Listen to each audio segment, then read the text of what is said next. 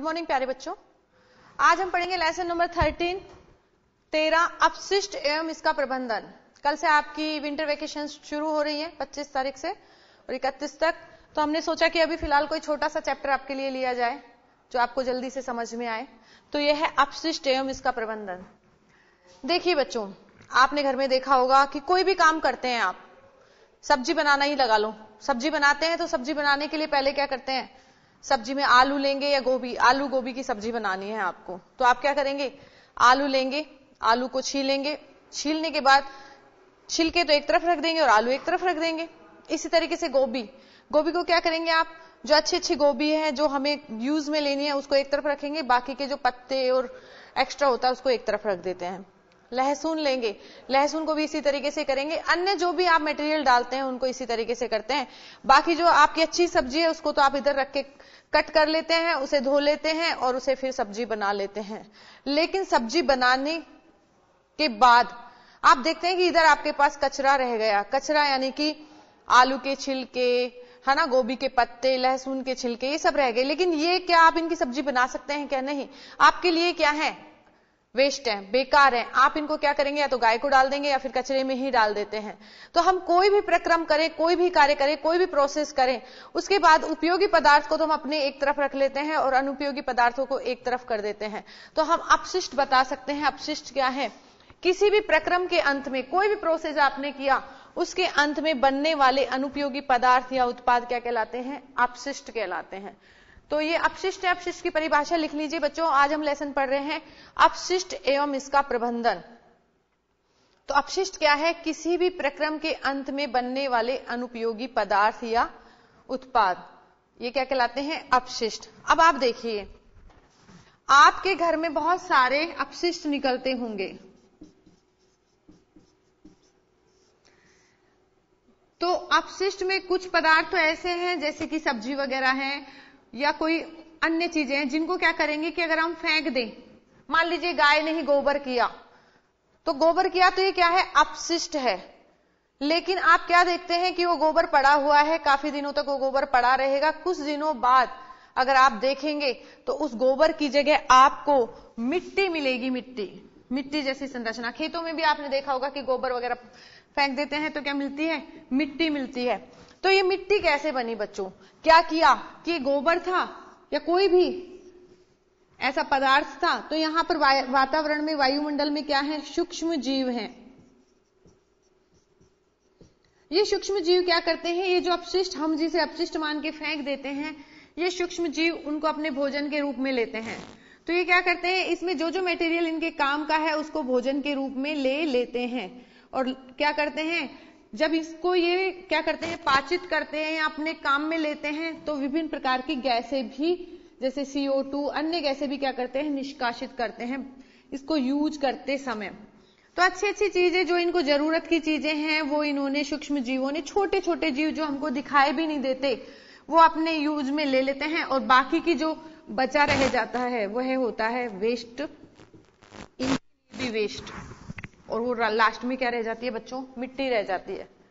तो क्या देखा, ये मिट्टी क्या होगी, मिट्टी में ही मिल जाएगी। तो अगर इसी प्रकार से क्या करते हैं, गोबर की खाद भी इसी प्रकार से बनाई जाती है कि गोबर को क्या किया जाता है, एक बड़े टैंक में डाल दिया जाता है, वो इकट्ठा रहता है, इकट्ठा होता रहता है और उसमें कुछ उसमें केंचुए और सूक्ष्म जीव डाल दिए जाते हैं। वो क्या करते हैं, इसका क्या करते हैं, निम्नीकरण करते हैं और यहां पर क्या होती है, अब हमें मिट्टी जैसी खाद प्राप्त होती है और उस खाद को हम क्या करते हैं, खेतों में डाल देते हैं और यह खाद क्या होती है, खेतों में पौधों द्वारा उपयोग में ले ली जाती है।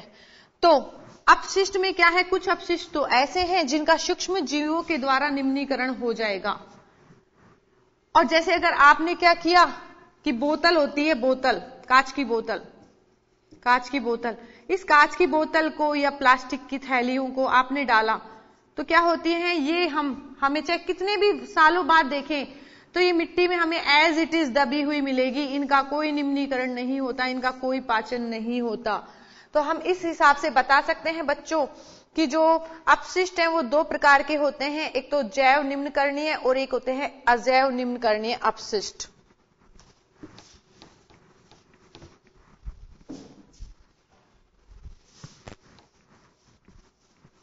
तो अपशिष्ट कितने प्रकार के हैं बच्चों? 2 प्रकार के हैं।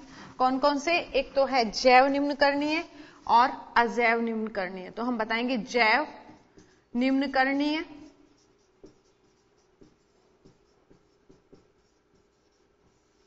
अपशिष्ट, और दूसरे कौन से हैं बच्चों? अजैव निम्नकरणीय।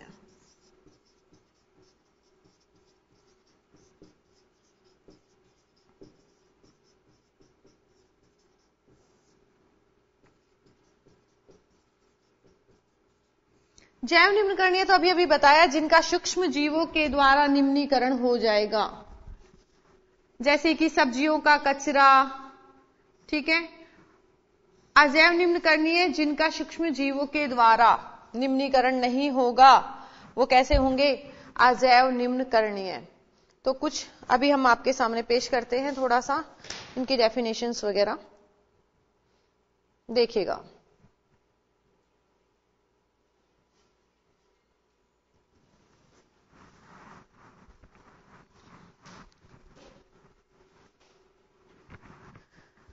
देखिए बच्चों, ये आपका लेसन है 13 अपशिष्ट एवं इसका प्रबंधन, और आप कॉपी पेन लेकर रखिए, इनको आपको नोट्स को उतारने भी हैं।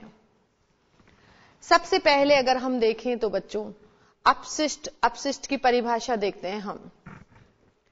किसी भी प्रक्रम के अंत में बचने वाला, कोई भी प्रक्रम हो, जैसे कि अभी हमने सब्जी बनाई थी आलू गोभी की, तो किसी भी प्रक्रम के अंत में बचने वाला अनुपयोगी जो हमारे काम नहीं आता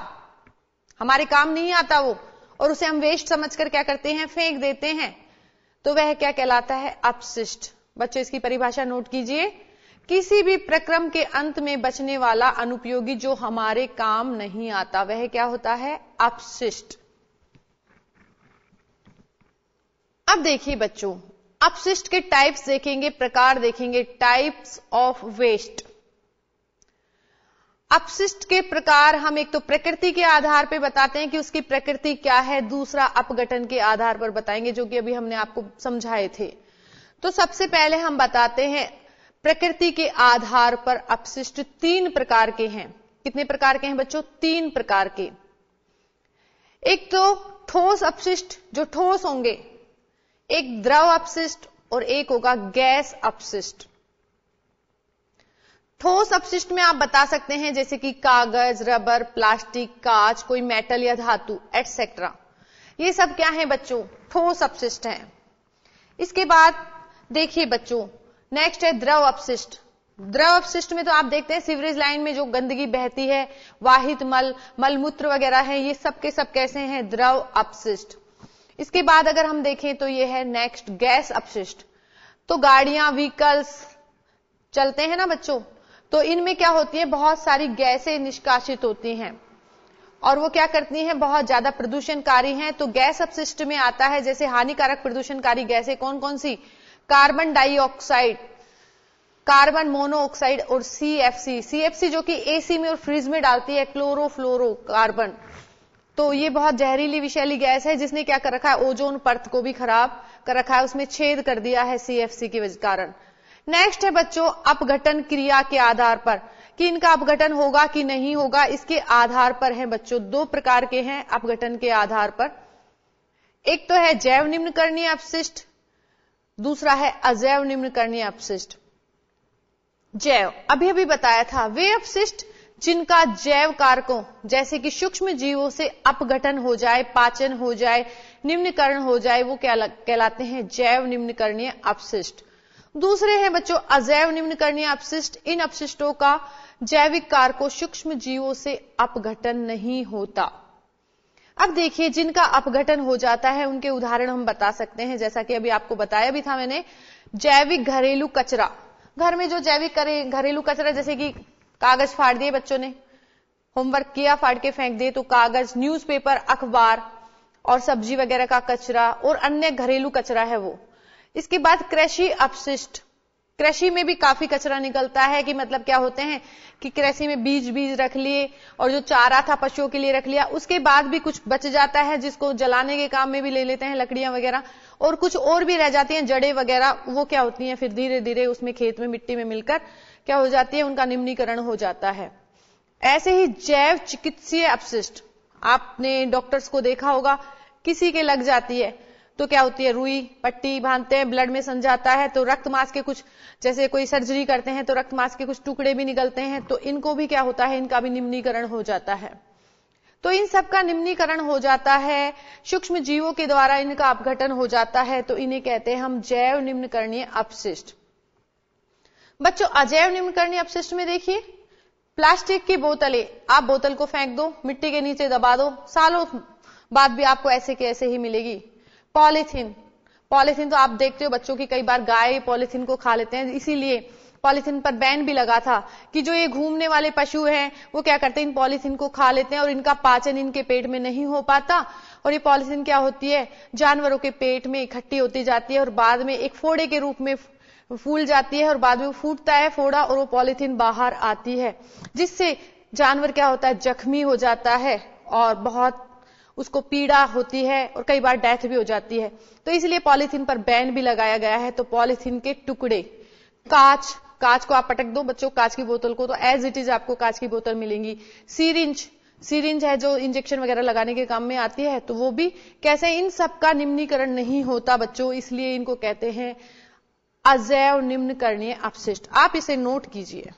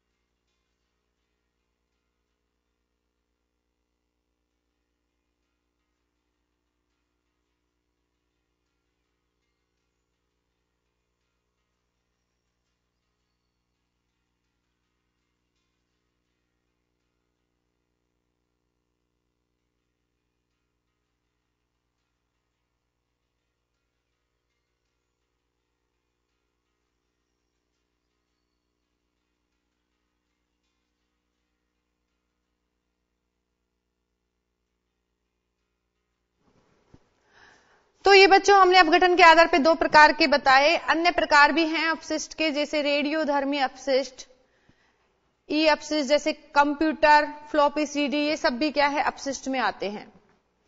अब देखिए बच्चों, वृद्धि हो रही है अपशिष्ट में, अपशिष्ट ढेर कचरा भरा ही जा रहा है, उसका निस्तारण इतना नहीं हो पाता, जिससे ज्यादा कचरा उत्पन्न हो जाता है। तो अपशिष्ट जो वृद्धि हो रही है उसके कारण है, एक तो क्या है, औद्योगिकीकरण बहुत ज्यादा हो रहा है, गांवों को भी शहरों में बदला जा रहा है, नगरीकरण, और जनसंख्या तो बढ़ती ही जा रही है, तो तीव्र जनसंख्या वृद्धि, और टेक्निकल डेवलपमेंट हो रहा है, जो तकनीकी विकास हो रहा है उसके कारण भी अपशिष्ट बढ़ रहे हैं। तो अगर आपसे पूछ लिया जाए अपशिष्ट वृद्धि के कारण क्या है, तो आप ये 4 कारण बता सकते हैं, औद्योगिकरण, नगरीकरण, तीव्र जनसंख्या वृद्धि और तकनीकी विकास। इसके बाद अपशिष्ट के स्रोत क्या है, कैसे अपशिष्ट उत्पन्न होता है, कैसे आता है अपशिष्ट, तो ये हम देखेंगे। नेक्स्ट है बच्चों अपशिष्ट के स्रोत। अपशिष्ट के स्रोत हैं बच्चों, अपशिष्ट क्या होता है, वातावरण में अपशिष्ट अनेक स्रोतों से मुक्त किए जाते हैं और जिनमें प्रमुख है, सबसे ज्यादा जो प्रमुख है वो है घरेलू स्रोत, उसके बाद नगर पालिका, और उसके बाद आता है बच्चों औद्योगिक एवं खनन अपशिष्ट, जो फैक्ट्री वगैरह हैं, खान वगैरह खोदी जाती हैं, तो इनके भी अपशिष्ट। तो देखिए बच्चों, घरेलू स्रोत में घरों में प्रतिदिन सफाई से, घरों की सफाई तो सभी करते हैं, तो घरों में जो प्रतिदिन सफाई होती है, सफाई से निकलने वाला अपशिष्ट, सफाई में क्या क्या निकालते हो आप घर में से, जरा सोचो। फल सब्जियों के छिलके, कागज, कपड़ा, धातु के टुकड़े, प्लास्टिक, भाई कोल्ड ड्रिंक्स वगैरह, पानी की बोतल्स तो आप निकालते ही निकालते हैं, तो प्लास्टिक, कांच आदि ये सब क्या है, घरेलू स्रोत, और ये सब क्या है, आपके अपशिष्ट हैं बच्चों। तो अभी बच्चों वक्त तो चला है ब्रेक का, ब्रेक के बाद फिर आपसे मिलते हैं।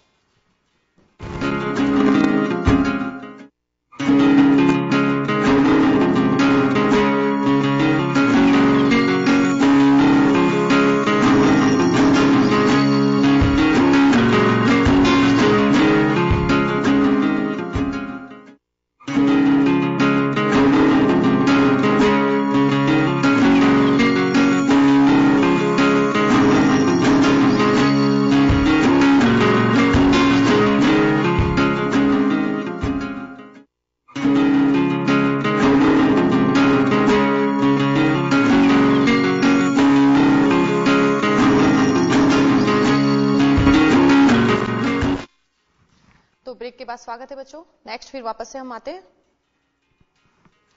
तो अभी हम घरेलू स्रोत के बताए थे, अपशिष्ट के स्रोत कौन कौन से हैं। तो घरेलू स्रोत बताए हमने आपको, घरों में प्रतिदिन सफाई से निकलने वाला अपशिष्ट, जैसे फल सब्जियों के छिलके, कागज, कपड़ा, धातु के टुकड़े, प्लास्टिक, कांच आदि।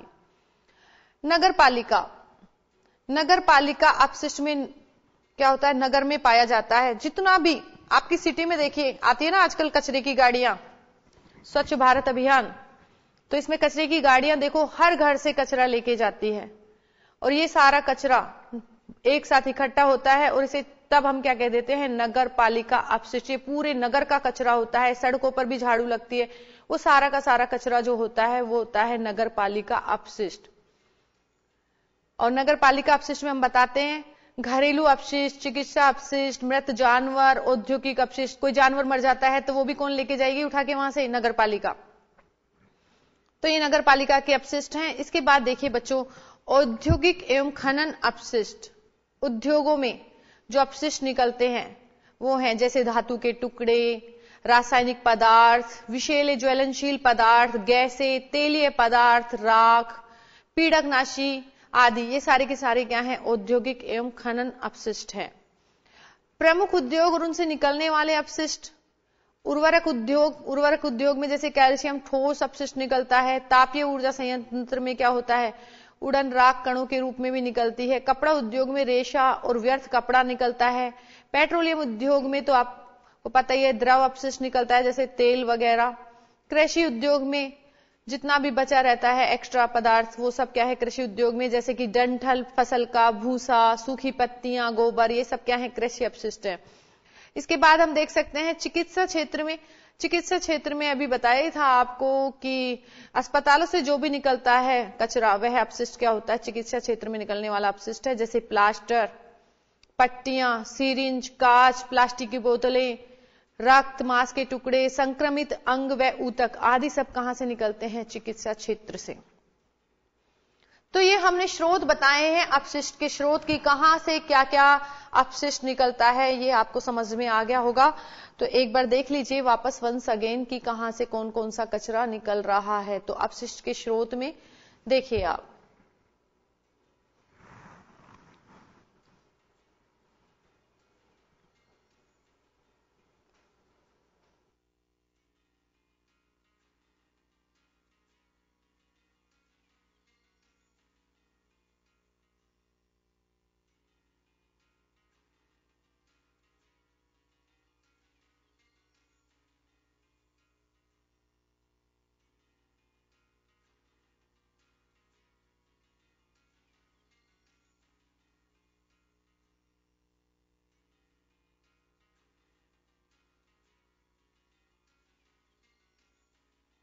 हमने स्रोत देखे, अब देखते हैं अपशिष्ट जो निकलता है उससे क्या क्या नुकसान हो सकता है।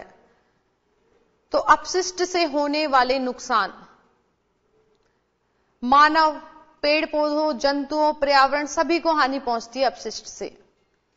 देखिए अगर कचरा इकट्ठा हो रहा है, एक सुंदर सा गार्डन है और उसमें क्या करते हैं आपने चिप्स खाई, अंकल चिप्स खाई, लेस खाए, सब आपने क्या किए, फेंक दिए। बोटल्स, कोल्ड ड्रिंक्स भी बोटल्स फेंक दी और धीरे धीरे धीरे कचरा इकट्ठा होता रहा, तो वह गार्डन आपको कैसा लगेगा। या फिर कोई तालाब है, नदी है या कोई झील है, उसमें भी कचरा क्या उड़ उड़ के जाता रहता है और वह उस पानी के अंदर इकट्ठा होता जाता है, तो उस पानी की भी क्या होती है। तो इस तरीके से हम देखते हैं कि अपशिष्ट के कारण प्राकृतिक सौंदर्य को तो हानि होती है, तो प्राकृतिक सौंदर्य को हानि पहुंचती है अपशिष्ट के कारण। दूसरा अगर हम देखें तो अगर ऐसे ही हॉस्पिटल में या किसी ने कचरा फेंक दिया तो संक्रामक रोग हो जाएंगे। जैसे किसी ने क्या किया, टिटनेस का इंजेक्शन लगाया और उसको बिना डिस्ट्रॉय किए, बिना उसका कुछ भी किए, वो क्या कर दिया, फेंक दिया। या किया किसी को एड्स है मान लो, उसने अपनी शेविंग की और ब्लेड फेंक दी। अब क्या हुआ, जो कचरा भरने वाले आएंगे या जो भी हैं उनके हाथ लगेगा, उनका कट गया तो टिटनेस या एड्स उनको भी फैल जाएगा। तो इससे क्या हो जाएगा, संक्रामक रोग हो सकते हैं बच्चों। और जो कार्बन डाइऑक्साइड गैस बन रही है वातावरण के अंदर, मीथेन गैस बन रही है, CFC क्लोरोफ्लोरोकार्बन जो बन रही है, वो क्या कर रही है, ग्रीन हाउस इफेक्ट पैदा कर रही है, ग्रीन हाउस इफेक्ट।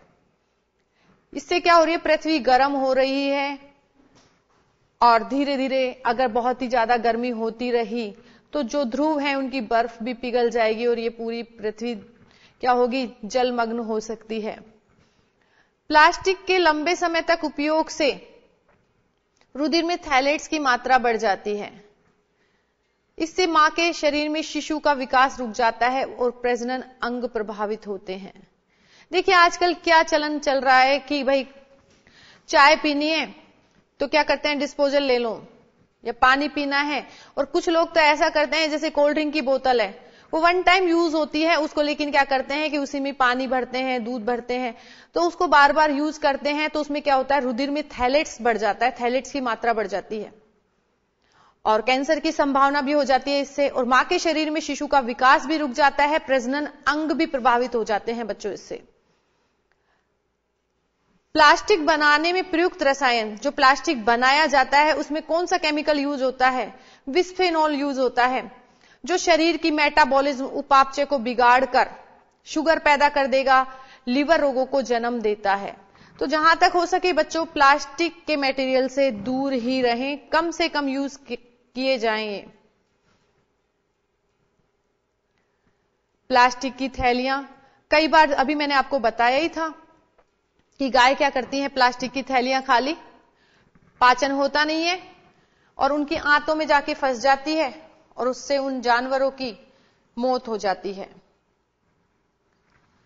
नेक्स्ट हम देखते हैं अब भारत में जो अपशिष्ट का प्रबंधन किया जा रहा है, तो प्रतिदिन 1 लाख टन से भी ज्यादा अपशिष्ट पदार्थ निकलता है पूरे भारत के अंदर, और छोटे नगरों में निकलने वाले कूड़े की प्रति व्यक्ति औसत मात्रा है 0.1 किलोग्राम, और बड़े नगरों में तो और भी ज्यादा निकलता है।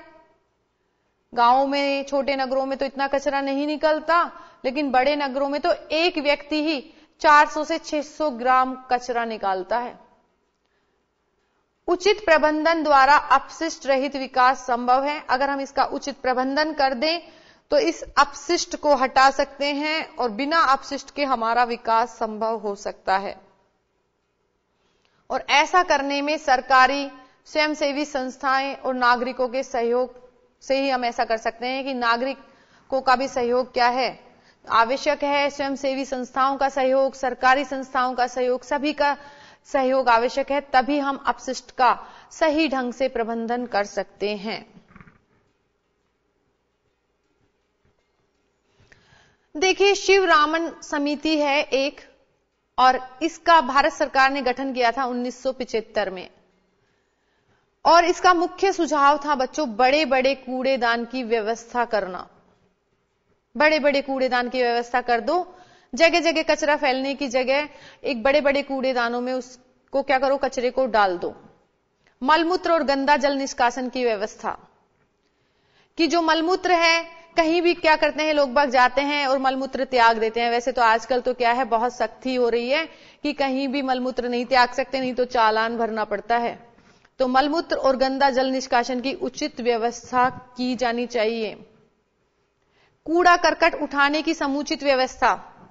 देखिए पहले तो क्या था कि आपने देखा होगा ना कि खुद ही कचरा डाल के आते थे आप, भाई पॉलिथीन में कचरा भरा और उसको कचरे के डिब्बे में जाकर डाल के आ रहे हो या कहीं भी फेंक के आ रहे हो, जो भी। लेकिन आजकल क्या है कि घर घर पर आपको, हर घर के अंदर से कचरा उठाने के लिए आते हैं, कचरा लेने के लिए आते हैं, और गाना बजता हुआ आता है ना बच्चों। तो देखिए इस तरीके से फिर हम कचरे का निष्कासन कर सकते हैं, उसकी समुचित व्यवस्था कर रखिए। सरकार ने कूड़ा करकट उठाने की समुचित व्यवस्था सरकार के द्वारा की जा रही है और बहुत बहुत अच्छा कदम चल रहा है हमारा भारत सरकार का। अपशिष्ट प्रबंधन के तरीके, अपशिष्ट है उसका प्रबंधन के तरीके बताए हैं, कैसे कैसे हम अपशिष्ट को खुद भी, सेल्फ भी क्या कर सकते हैं, डिस्ट्रॉय कर सकते हैं। भूमि भराव, भूमि भराव में क्या किया जाता है बच्चों, एक बड़ा सा गड्ढा खोद दिया जाता है, और ये गड्ढा कहां पर खोदा जाता है, आबादी से दूर। और उसमें क्या किया जाता है, अपशिष्ट डाल दिया जाता है, ऊपर से मिट्टी भर देते हैं। मिट्टी इसलिए भरते हैं कि जिससे कि क्या होता है, भूमि भराव गैस से विद्युत उत्पादन भी किया जाता है। तो देखिए फर्स्ट आ रहा है अपशिष्ट प्रबंधन का तरीका, और अपशिष्ट प्रबंधन के तरीके में पहला है भूमि भराव। और भूमि भराव के लिए बाहर, आबादी से बाहर क्या की जाती है, गड्ढा किया जाता है, एक बड़ा गड्ढा किया जाता है और उसमें अपशिष्ट डाले जाते हैं और मिट्टी से उसको भर देते हैं। और भूमि भराव के बाद जो गैस बनती है उस कचरे से, उस गैस का उपयोग किया जाता है विद्युत उत्पादन में। इसके बाद है दूसरा आपका, ये आपके लिए इंपॉर्टेंट है बच्चों, क्वेश्चन आते हैं कई बार कि अपशिष्ट प्रबंधन के तरीके बताइए। तो पहला तरीका हो गया बच्चों भूमि भराव। दूसरा तरीका है बच्चों भस्मीकरण। भस्मीकरण, भस्म तो आप समझते हो ना, किसी चीज को जलाना। तो भस्मीकरण यानी कि जलाना, उस कचरे को, अपशिष्ट को जलाना। तो इस अपशिष्ट को बड़ी बड़ी भट्टी में जलाकर नष्ट किया जाता है। जैसे देखिए बच्चों कि चिकित्सा अपशिष्ट जो है उसकी निवारण की प्रमुख विधि है ये, जितना भी चिकित्सा का कचरा निकलता है उसका निवारण, उसका कचरा कैसे नष्ट किया जाता है, भस्मीकरण के द्वारा। नेक्स्ट देखिए बच्चों पुनर्चक्रण, 3R सिद्धांत। बच्चों कई बार पूछ लिया जाता है कि 3R सिद्धांत क्या है। तो 3R सिद्धांत है रिड्यूस, रिसाइकल, रीयूज। ध्यान रखना है आपको, पुनर्चक्रण। और इसके लिए, पुनर्चक्रण के लिए 3R सिद्धांत, अपशिष्ट प्रबंधन की 3R सिद्धांत, 3R थ्योरी यूज की जाती है। और 3R थ्योरी में क्या होता है, फर्स्ट नंबर पे R से रिलेटेड है, R मीन रिड्यूस। रिड्यूस मतलब कि जो ज्यादा कचरा फैला रहा है उसका यूज कम कर दो, मतलब जिससे ज्यादा कचरा निकल रहा है उसको कम यूज करो। दूसरा है रिसाइकल, कि उसको वापस से पुनः चक्रित कर दो। और तीसरा है रीयूज, कि उसको वापस यूज कर लो। इस विधि से सभी अपशिष्ट का निवारण संभव है। इसके बाद चौथा तरीका है बच्चों रासायनिक क्रिया। और रासायनिक क्रिया विधि से भी अनेक अपशिष्ट का निदान किया जाता है। तो अब आपसे पूछे जाएं कि बताइए अपशिष्ट प्रबंधन के तरीके कितने हैं, तो बता सकते हैं पहला है भूमि भराव, दूसरा है भस्मीकरण, तीसरा है पुनर्चक्रण, और पुनर्चक्रण में भी आपका है 3R सिद्धांत। और 3R पूछ लेते हैं कि 3R क्या है, तो बताएंगे रिड्यूस, रिसाइकल और रीयूज। और चौथा है आपका अपशिष्ट निस्तारण का तरीका रासायनिक क्रिया। और रासायनिक क्रिया विधि के द्वारा भी आप क्या कर सकते हैं, कचरे का निस्तारण कर सकते हैं। अब देखिए अन्य उपाय क्या हैं। अन्य उपाय ये हैं कि कचरे को गड्ढा बना के डाल दो, बहुत अधिक दाब डालो, इसके ऊपर अत्यधिक दाब डालो। अत्यधिक दाब से क्या होगा कि ये ठोस ईंटों में बदल जाएगा कचरा। दूसरा नगरीय वाहित मल है। नगरीय वाहित मल में कौन से सीवरेज ट्रीटमेंट प्लांट किए जाते हैं और बाद में उनको कहां, सिंचाई में और अन्य काम में ले लेते हैं। सभी नगरों में अपशिष्ट निस्तारण हेतु मास्टर प्लान बनाया जाए। जितने भी नगर हैं सब में क्या किया जाए, मास्टर प्लान बनाया जाए। गहरे महासागर में अपशिष्ट पदार्थ डालते समय ध्यान रखना चाहिए कि महासागर प्रदूषित ना हो। क्या किया जाता है कि कचरे को ले जाकर बड़े बड़े समुद्रों में डाल दिया जाता है। तो ऐसी जगह डालें कि जहां पर प्रदूषण नहीं हो और वहां पर रहने वाले जो जलीय जीव हैं उनको भी नुकसान नहीं हो। हड्डियां, मांस, पंख, रक्त आदि के प्रोटीन भाग से पशु चारा और वसीय भाग से चर्बी प्राप्त करना, जिससे साबुन बनाई जाती है। और लोगों की सोच और व्यवहार में बदलाव लाइए, जागरूकता पैदा कीजिए और कचरे का निस्तारण कीजिए ढंग से। तो हम जो कचरा फैलाएं तो उसे हमें क्या करना है, उसका निस्तारण भली भांति करना है। और आपको कई सारे तरीके बताए हैं अपशिष्ट प्रबंधन के। आप नोट कीजिए इसे।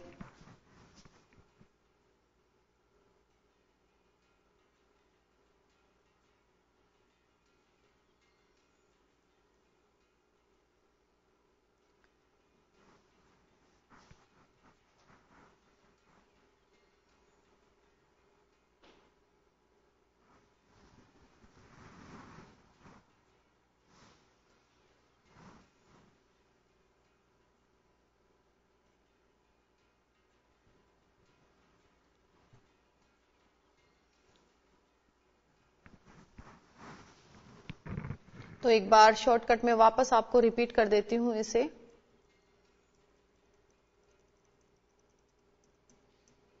देखिए, अपशिष्ट, सबसे पहले अपशिष्ट की परिभाषा है, और कोई भी प्रक्रम है उसके अंत में जो बचेगा अनुपयोगी पदार्थ वही अपशिष्ट है। अपशिष्ट प्रकृति के आधार पर 3 प्रकार के हैं, ठोस, द्रव और गैस। अपघटन के आधार पर 2 प्रकार के हैं, जैव निम्नकरणीय और अजैव निम्नकरणीय। जिनका सूक्ष्म जीवों से अपघटन हो जाता है जैव निम्नकरणीय, और जिनका सूक्ष्म जीवों से अपघटन नहीं होता अजैव निम्नकरणीय। और इनके एग्जाम्पल्स आपको दिखा रखे हैं।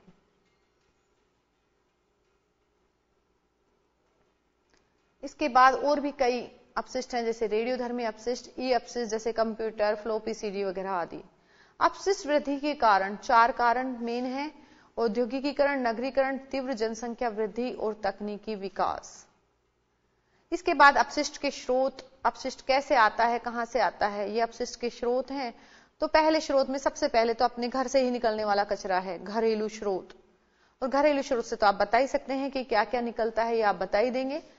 इसके बाद नगर पालिका, जो पूरे नगर का कचरा है, पूरा जितना भी कचरा है नगर पालिका का, वो नगर पालिका स्रोत हो गया।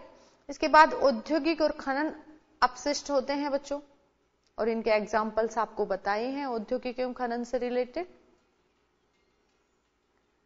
इसके बाद कृषि जो की जाती है, कृषि से भी क्या होते हैं, अपशिष्ट निकलते हैं। और चिकित्सा के क्षेत्र, चिकित्सा तो बहुत जरूरी है, और इसके क्षेत्र में तो आप देखते ही हैं, आप सोच सकते हैं कि क्या क्या निकल सकता है कचरा। तो ये सारा कचरा चिकित्सा क्षेत्र से रिलेटेड है। अब जो ये कचरा अपशिष्ट जो निकला है, इससे नुकसान सभी को है, मानव को, पेड़ पौधों को, जंतुओं को, पूरे पर्यावरण को नुकसान है। और प्राकृतिक सौंदर्य तो नष्ट होता ही है, इसके साथ संक्रामक रोग भी बढ़ते हैं। और प्लास्टिक का कम से कम यूज करना चाहिए बच्चों।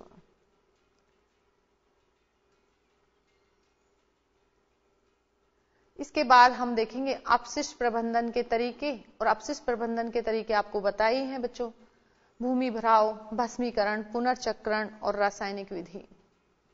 और भूमि भराव में आपको बताया ही था कि गड्ढा खोद के उसमें अपशिष्ट डाल देंगे और मिट्टी से भर देंगे और गैसों का विद्युत उत्पादन हो जाएगा। भस्मीकरण में जला देते हैं कचरे को। पुनर्चक्रण में 3R सिद्धांत यूज करते हैं: रिड्यूस, रिसाइकल और रीयूज। रासायनिक क्रिया में क्या करते हैं, रासायनिक क्रिया द्वारा उसे नष्ट कर दिया जाता है, और अन्य उपाय भी किए जाते हैं। तो बच्चों, ये था आज आपका लेसन नंबर 13, अपशिष्ट एवं इसका प्रबंधन, और आज ही हमने इसे खत्म कर दिया। ज्यादा बड़ा लेसन नहीं था, एक चैप्टर आपका कंप्लीट हो गया, क्योंकि हमने इसीलिए आज का दिन था। नेक्स्ट फिर हम मिलेंगे न्यू ईयर में आपसे, तो आज का दिन इतना ही था, तो हमने इसी हिसाब से आपको ये लेसन पढ़ाया था। इसको अच्छे से पढ़ेंगे और क्वेश्चंस करेंगे, क्योंकि इसमें भी क्वेश्चन बनते हैं बच्चों, और बहुत ईजी चैप्टर है, तो आप इसे याद कीजिएगा। और आने वाले साल के लिए बहुत बहुत बधाइयां आपको। Happy new year in advance.